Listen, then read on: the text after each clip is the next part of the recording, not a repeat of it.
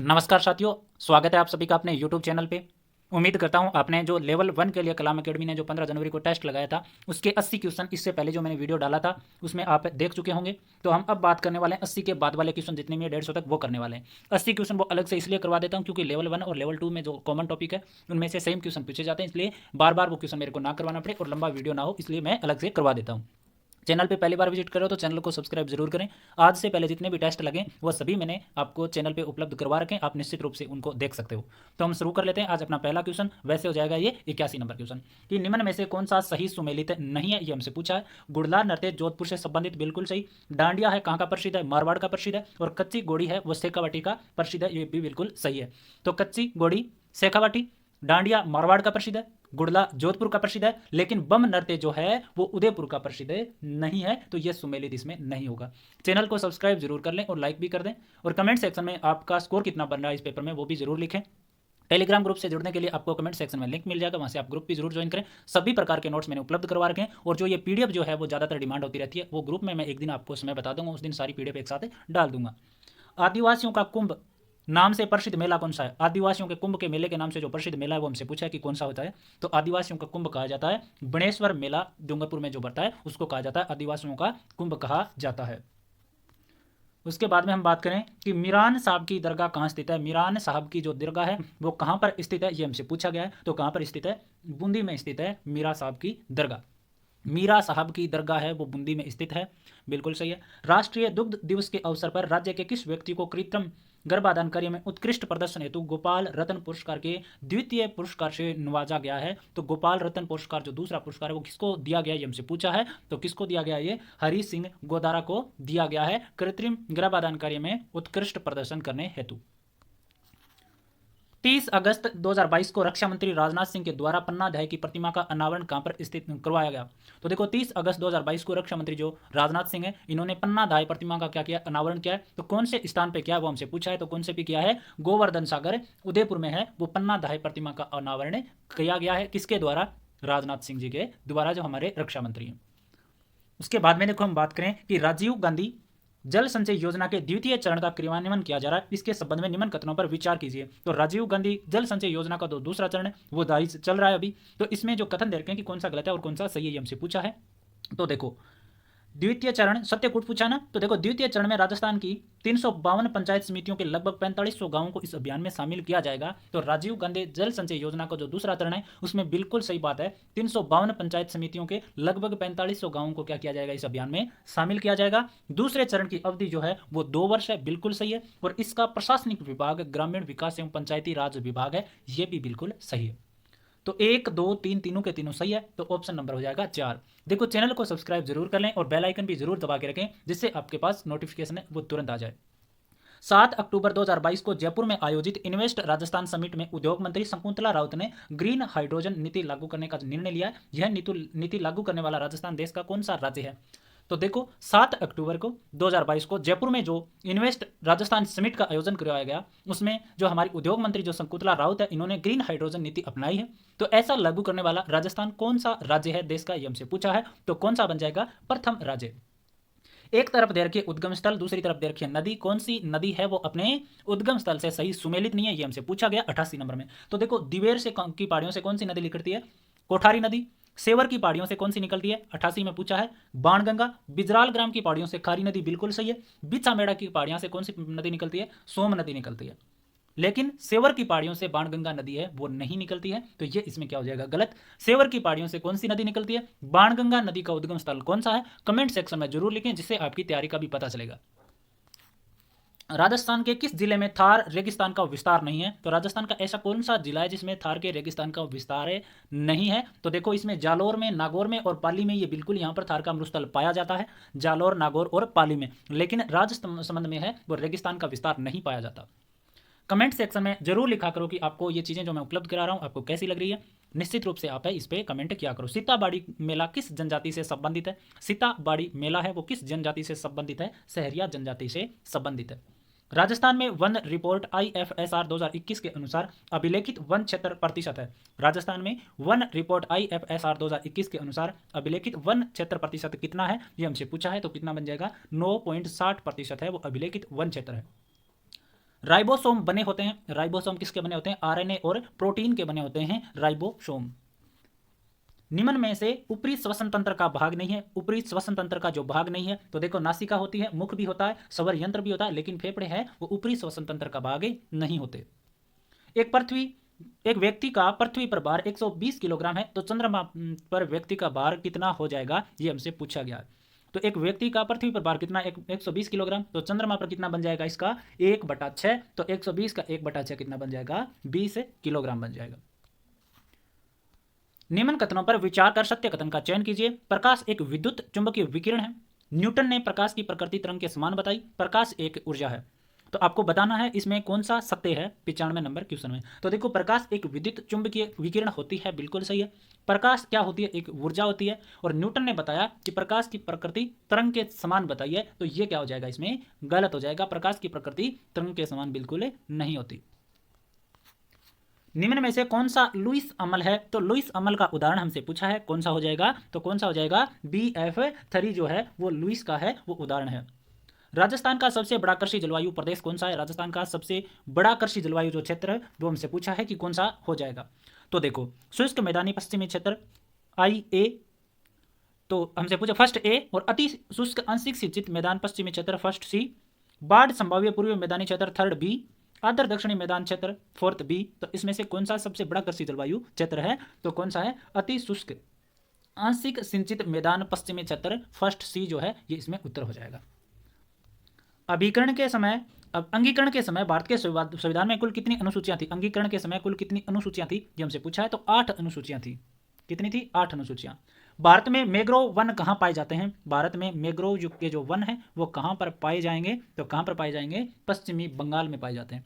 किस वर्ष मोहनलाल सुखाड़िया सरकार द्वारा राजस्थान में संभागीय व्यवस्था को क्या कर दिया था, समाप्त कर दिया गया था, तो 1962 में है वो संभागीय व्यवस्था समाप्त की थी मोहनलाल सुखाड़िया जी ने। और 1987 में हरिदेव जी जोशी ने क्या कर दी थी, संभागीय व्यवस्था पुनः प्रारंभ कर दी थी, और अजमेर क्या बनाया था, संभाग बनाया था। 1962 में क्या कर दी थी, मोहनलाल सुखाड़िया जी ने बंद, और 1987 में हरिदेव जोशी जी ने क्या कर दी थी, शुरू कर दी थी। एटलस पर्वत श्रृंखला कौन से महाद्वीप में विस्तृत है, एटलस पर्वत श्रृंखला जो कौन से महाद्वीप में विस्तृत है ये हमसे पूछा है 101 नंबर क्वेश्चन में, तो कौन से में है, अफ्रीका में। जयपुर राज्य मीणा सुधार समिति की स्थापना किसकी अध्यक्षता में हुई, जयपुर राज्य मीणा सुधार समिति की स्थापना किसकी अध्यक्षता में हुई थी, ये हमसे पूछा है, तो बंशीधर शर्मा की। किस कछवा शासक ने जिज-ए-मोहम्मद शाही का निर्माण करवाया था, तो ऐसे कौन से कछवा शासक थे जिन्होंने जिज-ए-मोहम्मद शाही का निर्माण है वो करवाया था, तो कौन थे, सवाई जय सिंह थे। तो देखो रीट के लिए मैंने ICT वाला जो टॉपिक है वो उसके मैंने 2-3 वीडियो डाले थे। इसके अलावा अपने चैनल पे फुल फॉर्म से संबंधित है मैंने 2-3 वीडियो डाले हैं, तो वो आप पढ़ सकते हो, वहाँ से आपका एक क्वेश्चन जरूर आएगा, तो वो भी देख लेना। और ICT के लिए मैं आपसे सुझाव मांग रहा हूँ कि वीडियो देख के जरूर बताएं कि मैं जो मैंने क्वेश्चन उपलब्ध करवाए थे ऐसे क्वेश्चन मैं और भी उपलब्ध करवाऊँ या नहीं करवाऊँ।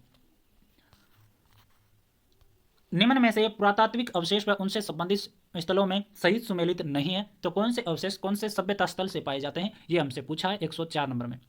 और हमसे पूछा है कि कौन सा सुमेलित नहीं है, तो आभूषण सहित समाधान कहाँ से प्राप्त हुआ, आभूषण सहित समाधान है वो आहड़ सभ्यता से प्राप्त हुआ, बिल्कुल सही। 26 प्रकार के मणिये कहाँ से प्राप्त हुए, कालीबंगा से प्राप्त हुए। 26 प्रकार के मणिये कहाँ से प्राप्त हुए, कालीबंगा से प्राप्त हुए थे क्या, कालीबंगा से, बिल्कुल नहीं हुए थे।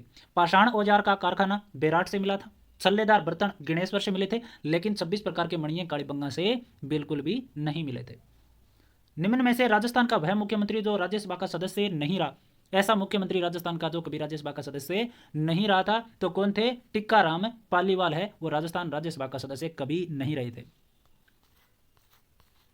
किशोर के स्वास्थ्य में सुधार हेतु राष्ट्रीय किशोर स्वास्थ्य कार्यक्रम के तहत राजस्थान में कौन से क्लिनिक स्थापित किए गए, किशोरों के स्वास्थ्य में सुधार करने हेतु राष्ट्रीय किशोर स्वास्थ्य कार्यक्रम के तहत राजस्थान में कौन से क्लिनिक है वो स्थापित किए गए हैं, वो हमसे पूछा है, तो कौन से, उजाला क्लिनिक है वो स्थापित किए गए। पिपलाद माता का प्रसिद्ध मंदिर कहाँ पर स्थित है, पिपलाद माता का प्रसिद्ध मंदिर कहाँ पर है, ऊनावास में स्थित है। देखो चैनल को शेयर जरूर कर दिया करो। राजस्थान राज्य सहकारी कताई मिल कहाँ स्थित है, राजस्थान राज्य सहकारी कताई मिल है वो कहाँ पर स्थित है, तो गुलाबपुरा भीलवाड़ा में राजस्थान राज्य सहकारी कताई मिल स्थित है, गुलाबपुरा भीलवाड़ा में। अब देखो मैथ के क्वेश्चन आगे मैं विस्तार पूर्वक आपको बता देता हूं कि 30 मीटर लंबाई 16 मीटर चौड़ा एक बगीचा है जो 2 मीटर रास्ते से गिरा हुआ है, रास्ते का क्षेत्रफल ज्ञात कीजिए, ये हमसे पूछा गया है 109 नंबर में। तो देखो ऐसा बताया हमें, एक ऐसा बगीचा है, ये बताया है कि 30 मीटर तो ये लंबा है, 16 मीटर चौड़ा है, तो देखो आपको पता है आयत की लंबाई आपस में बराबर और चौड़ाई आपस में बराबर होती है, तो ये लो ये भी 16 और ये भी 30। ये तो बताया है कि 30 बाई 16 का एक बगीचा है और ये 2 मीटर चौड़े रास्ते से घिरा हुआ है। तो देखो ये हो गया इसमें रास्ता, ये लो ये इसमें क्या बन जाएगा, रास्ता बन जाएगा ये वाला, ये हमको बताया है। तो ये रास्ता कितना चौड़ा है, 2 मीटर चौड़ा है ये, ठीक है, 2 मीटर चौड़ा रास्ता बताया गया हमें। तो ये इधर से कितना हो जाएगा, पेन चेंज कर लेते हैं, मैं आपको थोड़ा बता दूं। तो ये वाली जो दूरी है ये कितनी है, 2, और ये भी कितनी है 2, ये भी कितनी है 2, ये भी कितनी है यहाँ से या यहाँ से देख लो 2। तो 2 मीटर चौड़ा रास्ता है और बगीचे को घेरे हुआ है। हमें पूछा है कि रास्ते का क्षेत्रफल। तो बताओ हम इस पूरी आकृति के क्षेत्रफल में से, ये इस पूरी के इसमें से अगर ये वाली आकृति का क्षेत्रफल निकाल दें तो बताओ इस वाली आकृति का क्षेत्रफल नहीं बच जाएगा क्या, फिर ये बच जाएगा ना। तो देखो हम इसको करते हैं अब एक बात बताओ, जब ये वाला कितना है 30 है तो 2 ये हो गई 32, 2 ये हो गई, ये कितना बन गया अब 34 बन गया। तो लंबाई गुणा चौड़ाई होता है आयत का क्षेत्रफल, ये तो 34। अब देखो ये इतना था वो 16 है, तो इधर लेके आएंगे ये 18 हो जाएगा और इधर लेके आएंगे 20 हो जाएगा। तो टोटल चौड़ाई कितनी होगी 20, ये लो ठीक है। अब देखो यहाँ पे कर लेते हैं 34 इंटू में 20, घटाना क्या है, इस वाली आकृति का क्षेत्रफल हम घटा देते हैं और ये आकृति कितनी है 30 इंटू में 16, तो 30 इंटू में 16, ये लो हल हो गया। 34 दूनी 68, 680 में से क्या घटा दो, 16 तिया 48, 480 घटा दो 680 में से, तो कितने बचेंगे 200 मीटर स्क्वायर, ये आ जाएगा रास्ते का क्षेत्रफल। उसके बाद में देखो कि आकृति में पी ओ क्यू एक रेखा है, एक्स का मान ज्ञात कीजिए। बिल्कुल इजी सा क्वेश्चन है। एक रेखा के ऊपर कितना कोण बन सकता है, 180 डिग्री इधर और 180 डिग्री इधर। तो हमें तो एक तरफ का दे रखा है जो आपको प्रश्न आकृति दी है ये वाली। अब हमें बताना है इस पर तो कि किस प्रकार से है वो कोण आपको ज्ञात करना है। तो देखो ये वाली आकृति आपको दे रखी है, ये कोण दे रखा है 40 डिग्री, ये कोण दे रखा है 4x और ये दे रखा है 3x। x का मान हमें बताना है। तो बताओ इस तरफ कितना कोण बनेगा, ये 180। तो देखो 40 प्लस में 4x प्लस में 3x बराबर कितना होना चाहिए 180। ये 40 इधर जाएंगे तो क्या हो जाएंगे माइनस में, तो 4x प्लस में 30x बराबर क्या आ जाएंगे 180 में से 40 निकालेंगे तो 140, कितने हो जाएंगे 140। 4x और 3x कितने हो जाएंगे 7x बराबर 140। तो x बराबर कितना आ जाएगा बताओ, 140 में 7 का भाग देंगे 20 डिग्री। तो यही हमें पूछा था। 3 अंकों की सबसे बड़ी व सबसे छोटी अभाज्य संख्याओं का योग, 3 अंकों की सबसे बड़ी और सबसे छोटी अभाज्य संख्या का योग पूछा है। तो देखो 3 अंकों की सबसे छोटी अभाज्य संख्या कौन सी होती है 101। 3 अंकों की सबसे बड़ी संख्या तो होती है 999, लेकिन हमें पूछा है अभाज्य, तो अभाज्य कितनी हो जाएगी 997 है वो अभाज्य संख्या हो जाएगी 3 अंकों की सबसे बड़ी। जोड़ दो 8, 9 और 10, 1098 है वो उत्तर हो जाएगा। उसके बाद में देखो हमसे पूछा है, मैं आकार थोड़ा सा छोटा कर देता हूँ, और कि एक परीक्षा में 1100 लड़कों और 900 लड़कियों ने भाग लिया, जिसमें 50% लड़के और 40% लड़कियां हैं, वो परीक्षा में उत्तीर्ण हो गई। तो अनुत्तीर्ण परीक्षार्थियों का प्रतिशत कितना रहा। तो देखो 1100 इसमें लड़के दे रखे हमें, इसमें से 50% पास हो गए, तो ये लो 2 से 2 कट गए, तो कितने लड़के पास हुए 550। उसके बाद में 900 लड़कियां हैं, 900 लड़कियों में से 40% लड़की पास हो गई, तो ये लो कितनी पास हो गई 360 लड़कियां पास हो गई। अब देखो 1100 और 900 टोटल कितने विद्यार्थी हैं 2000 विद्यार्थी हैं, ठीक है, इंटू में 100। अब देखो पास तो 550 लड़के पास हो गए 1100 में से, तो बाकी कितने बचे 550 ही तो बचे ना, तो ये लो 550 प्लस में विद्यार्थियों का पूछा है, विद्यार्थी में लड़के भी शामिल है और लड़कियां भी। अब 900 में से जब 360 जब लड़कियां पास हो गई तो बाकी कितनी बची, 900 में से घटा दो आप इसको, 900 में से क्या कर दो घटा दो, कितने आ जाएंगे 540 आ जाएंगे ना शायद। तो देखो 900 में से 360 आप घटाओगे तो 0, 4 और 8 में से 5 गया 3, 540। तो 540 लड़कियां फेल होगी परीक्षा में। तो टोटल कितनी होगी 550 जो लड़के हैं और 540 लड़कियां हैं, तो कितना बन जाएगा ये 990, 1090 क्या। तो देखो 0, 9 और 1, 10, 1090 बटे में 2000 इंटू में 100, 20 से 20, 10 से 10, 109 में 2 का भाग देना है, कितना आ जाएगा 54.5%। उसके बाद में देखो किसी राशि का साधारण ब्याज मूलधन का 1/4 है और वर्षों की संख्या दर प्रतिशत के बराबर है। तो देखो जो जितने भी वर्ष हैं, जैसे 3 वर्ष है ना तो 3% इधर है, अगर 2 वर्ष समय है तो 2% इधर है, अगर 5 वर्ष का समय है तो 5% इधर है। बता रखा है कि समय और दर क्या है अंकों में बराबर है। तो देखो मूलधन का 1/4, मूलधन हम मान लें 4 है तो ब्याज कितना बनेगा 1, ठीक है। दर हम मान लें कि दर है x तो समय भी क्या होगा x, ये आपको समझना है। मूलधन 4 तो ब्याज कितना आएगा 1, यही तो कह रहा है मूलधन का 1/4। तो ये चीजें इसमें दे रखी है। तो क्या होता है, ब्याज इंटू में 100 बटा में मूलधन कितना है 4, ये किसके बराबर होगा, दर इंटू में समय, और दर कितना है x और समय कितना है x, तो कितना हो जाएगा x की स्क्वायर बराबर में 100 बटा में 4, 4 से काटोगे 25 बार, x बराबर कितना आ जाएगा 5। तो ये हो जाएगा उत्तर। उसके बाद में देखो मैं सारी चीज़ें आपको करवा रहा हूँ, सभी पेपर में आपको मैंने करवाई हैं, सभी पेपर उपलब्ध करवाए हैं। बदले में यही चाहता हूँ कि ज़्यादा से ज़्यादा शेयर कर दो, आप चैनल को सब्सक्राइब जरूर कर लो। Rajiv Gandhi scholarship for academic excellence योजना के तहत प्रतिवर्ष कितनी महिला अभ्यर्थियों को स्कॉलरशिप दिया जाना अनिवार्य है। तो कितनी महिलाओं को दी जाती है स्कॉलरशिप 114 में, तो देखो 60 महिलाओं को। निःशुल्क व अनिवार्य बाल शिक्षा अधिकार अधिनियम 2009 के संबंध में असत्य है। निःशुल्क व अनिवार्य बाल शिक्षा अधिकार अधिनियम 2009 के संबंध में असत्य कथन से पूछा है, तो क्या हो जाएगा इसमें, तो विद्यालय के मान व मानक में परिवर्तन की शक्ति समुचित सरकार को है, ये बिल्कुल इसमें गलत हो जाएगा।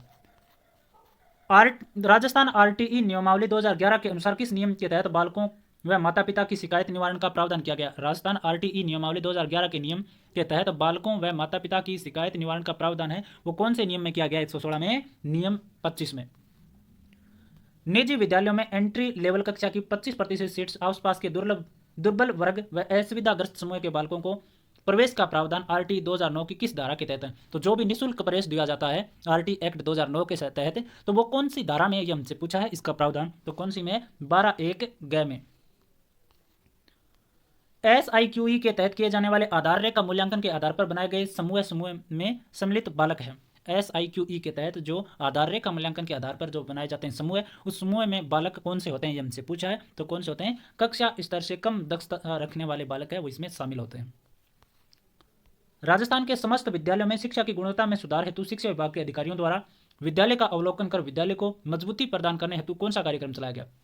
शिक्षा की गुणवत्ता में सुधार करने के लिए शिक्षा विभाग के अधिकारियों के द्वारा विद्यालय का अवलोकन कर विद्यालय को मजबूती प्रदान करने हेतु क्या चलाया जाता है, कार्यक्रम। तो ऐसा कौन सा कार्यक्रम है वो हमसे पूछा है, तो कौन सा है, शाला संबल जो है कार्यक्रम चलाया जाता है। SMC की कार्यकारिणी समिति के संदर्भ में निम्न कथनों पर विचार करना है, हमें बताना है सत्य कौन सा है SMC की। तो देखो इनकी संख्या कितनी होती है, 16, बिल्कुल सही है। SMC कार्यकारिणी समिति में 16 सदस्य होते हैं। कम से कम 8 सदस्य महिलाएं होंगी, बिल्कुल सही है ये भी। सदस्य सचिव प्रधानाध्यापक होगा, ये भी सही है। मनोनीत सदस्यों की संख्या 3 होगी, ये गलत है। तो इसमें A, B और D इसमें सही हो जाएगा। शिक्षण विधि एवं उसके प्रवर्तक के संबंध में असंगत छांटिए। शिक्षण विधि और उसके प्रवर्तक के संबंध में, तो 121 में देखो क्या बन जाएगा कि अधिन्यास विधि है वो मिस हेलन पार्क हर्स्ट ने की थी, बिल्कुल सही है। अनुसंधान विधि किसने दी थी, H.E. आर्मस्ट्रांग ने दी थी। मस्तिष्क उद्वेलन विधि किसने दी थी, एलेक्स F. ओशबर्न ने दी थी। लेकिन साक्ष्य अभिक्रमित अनुदेशन जो विधि है वो B.F. स्किनर ने नहीं दी थी। कौन सा हर्बर्ट उपागम का चरण नहीं है, हर्बर्ट उपागम का चरण कौन सा नहीं है, तो कौन सा नहीं है, अन्वेषण। प्रायोजना पद्धति में बालक सीखता है, प्रायोजना पद्धति में बालक सीखता है, क्या सीखेगा, ये शारीरिक व मानसिक क्रिया द्वारा सीखता है। निम्न में से कौन सी शिक्षण विधि जिसमें शिक्षण अधिगम प्रक्रिया को देखा नहीं जा सकता केवल अनुभव किया जा सकता है। कौन सी शिक्षण विधि है जिसमें शिक्षण अधिगम प्रक्रिया को देखा नहीं जाता केवल अनुभव किया जाता है, तो कौन सी 124 में पर्यवेक्षित अध्ययन विधि। छात्र सक्रिय भूमिका निभाते हुए आपस में चर्चा कर निष्कर्ष निकालते हैं कि शिक्षक सुविधा प्रदाता की भूमिका में हो, यह किस उपागम की विशेषता है। तो कौन से उपागम की विशेषता बन जाएगा, निर्मितवाद उपागम की। एडगर डेल के अनुभव शंकु के आधार पर निम्न में से किस विकल्प में सहायक सामग्रियों का अधिक प्रभावशाली से कम प्रभावशाली के रूप में सही क्रम दर्शाया गया है। तो बताओ क्रम बताओ, इसमें आपको बताना है अधिक प्रभावशाली से कम प्रभावशाली के रूप में क्रम हमसे पूछा है। तो अभिनयात्मक भागीदारी, प्रदर्शन, भ्रमण और चलचित्र। कक्ष में सामाजिक अध्ययन में पिछले 5 वर्षों के दौरान सेवा क्षेत्र में वृद्धि दर्शाने हेतु सबसे उपयुक्त शिक्षण सहायक सामग्री है। कक्ष में सामाजिक अध्ययन में पिछले 5 वर्षों के दौरान सेवा क्षेत्र में वृद्धि दर्शाने हेतु सबसे उपयुक्त शिक्षण सहायक सामग्री कौन सी है, 127 में ग्राफ। सामाजिक अध्ययन कार्यक्रम के अतीत, वर्तमान एवं उभरते भविष्य में मनुष्य उसके सामाजिक एवं भौतिक पर्यावरण के साथ अंतःक्रिया के अध्ययन के रूप में परिभाषित है। सामाजिक अध्ययन कार्यक्रम को अतीत, वर्तमान तथा उभरते भविष्य में मनुष्य तथा उसके सामाजिक एवं भौतिक पर्यावरण के साथ अंतःक्रिया अध्ययन के रूप में परिभाषित किया है। किसने किया है, 128 में, तो जॉन यू माइकेलिस ने किया है। निदानात्मक परीक्षण की विशेषता कौन सी नहीं है इसमें, तो कौन सी नहीं है कि इसके आधार पर विद्यार्थियों को ग्रेडिंग प्रदान की जाती है। उपचारात्मक शिक्षण का परिणाम है, उपचारात्मक शिक्षण का परिणाम है कि छात्रों की अधिगम कठिनाइयों का समाधान होगा, समायोजन की क्षमता का विकास होगा, संवेगात्मक संघर्षों से मुक्ति मिलेगी, उपयुक्त सभी। पहली परिस्थिति के आधार पर संबंध स्थापित करते हुए दूसरी की पूर्ति कीजिए। मछली, गिल, मनुष्य। उपरोक्त प्रश्न किस प्रकार का प्रश्न है ये बताना है आपको 131 नंबर में। तो किस प्रकार का है? एनालॉजी का प्रश्न है। आपसे कोई भी प्रश्न पूछता है ऐसा कि आप मिलान कीजिए, पहले को देखकर दूसरा, फिर तीसरे को देखिए चौथा। तो इस प्रकार का प्रश्न किस प्रकार का होता है? एनालॉजी प्रश्न। निम्नलिखित में से कौन सा एक उत्तम परीक्षण का गुण नहीं है? उत्तम परीक्षण का गुण नहीं है ये हमसे पूछा है, तो कौन सा नहीं है? संभाव्यता। निम्न में से किस विकल्प में सभी शब्द जातिवाचक संज्ञा है? सभी शब्द जातिवाचक संज्ञा कौन में से में है? पहाड़, बालक और नदी। निम्न में से कौन सा सही सुमेलित नहीं है? 134 में तो कौन सा नहीं है? मनोयोग में स्वर संधि नहीं होती, विसर्ग संधि होती है। नीला है जो कमल में समास कौन सा है? 135 में नीला है जो कमल में कर्मधारी है। कौन सा शब्द वर्तनी की दृष्टि से अशुद्ध है? तो वर्तनी की दृष्टि से अशुद्ध है 1 नंबर वाला अनुग्रहित। निम्न में से किसने लचीले व अपनाई जाने योग्य तत्व व व्यापक मूल्यांकन प्रणाली अपनाने पर बल दिया था? तो किसने दिया था ये अपनाने में? 140 NCF 2005। संरचनात्मक उपागम से शिक्षण में FG फ्रेंच ने 3 सिद्धांत दिए, ये क्रम से कौन से हैं? संरचनात्मक उपागम से शिक्षण में FG फ्रेंच ने 3 सिद्धांत। तो 141 में देखो, वाचन पर बल देना, भाषाई आदतों का विकास करना और छात्रों की क्रियाशीलता, ये 3 सिद्धांत है। Choose the correct option to explain the idiom and phrase by fits and starts. तो इसमें कौन सा ऑप्शन सही हो जाएगा 142 में? तो 3 नंबर वाला। Choose one word for the release of a prisoner from jail on certain terms and conditions. तो इसमें कौन सा ऑप्शन सही हो जाएगा 143 में? पैरोल। आपको भरना है इसमें higher we go dot dot colder it is. तो इसमें क्या आ जाएगा 144 में? 3 नंबर वाला, दोनों में थे। Change the voice all his friends laugh at him. तो इसमें कौन सा ऑप्शन सही होगा? 2 नंबर वाला, he was laughed at by all his friend. तो 146 नंबर क्वेश्चन देखते हैं कि fill in the blanks with appropriate form of the tense या टेंस सीक्वेंस। तो आपको इसमें भरना है by the time he return I dot dot 10 page of my report. तो इसमें क्या आ जाएगा 146 में? 3 number, head typed. Leading from simple to complex is use in the principles of. तो इसमें कौन सा ऑप्शन सही हो जाएगा? Graduate guardians.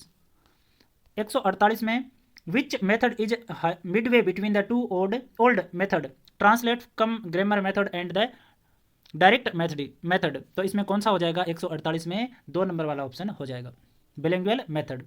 One of these is a feature of a formative assignment. तो इसमें कौन सा ऑप्शन सही हो जाएगा? 2 नंबर वाला। The communicative approach in teaching of English has been practised and developed in. तो इसमें कौन सा ऑप्शन सही हो जाएगा? China and Japan. तो देखो, लेवल 1 के लिए जो फाइनल पेपर था वो मैंने पूरा करवा दिया, 150 के 150 क्वेश्चन। आपका दायित्व ये बनता है कि सब्सक्राइब जरूर करें और ज़्यादा से ज़्यादा सभी जगह शेयर कर दें, मेरे से टेलीग्राम ग्रुप से जरूर जुड़ें और चैनल को अपने दोस्तों के साथ में जरूर शेयर करें। आज के लिए इतना ही, धन्यवाद।